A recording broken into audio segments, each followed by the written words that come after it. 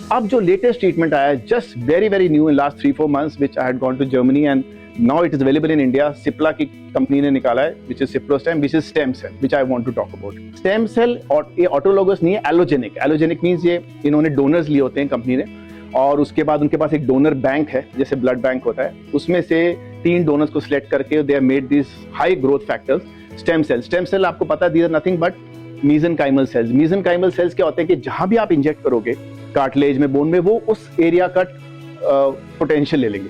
सो अगर आप कार्टिलेज में लगाओगे तो कार्टिलेज ग्रोथ हो जाएगी, अगर आप बोनी टिश्यू में लगाओगे तो bony growth. So this is the theory of stem cell. Stem cell has been now routinely used in spine also, spine में भी for nerve injuries.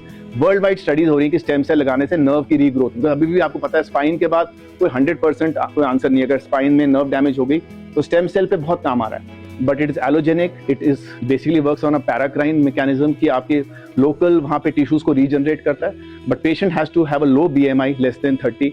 He should be relatively lean. Knee should not be very bad, should not have multiple comorbidities, and it is giving very promising results. अभी चंडीगढ़ में ही अभी 50-60 injections लगे हैं, across India 100-150 injections लगे हैं in last 3-4 months. This is the most important advancement for regenerative medicine, where we are trying to preserve the joint. So people keep talking about knee replacement because सारा money is in knee replacement. But now, as time passes, you will see that better stem cells are coming, which can, of course, it has to be a slightly early. बहुत late लगाने का कोई फायदा नहीं। एक बार वो cartilage खत्म हो गया, बोन टू बोन डिजीज है, फिर वो इंजेक्शन का कोई रोल नहीं होगा।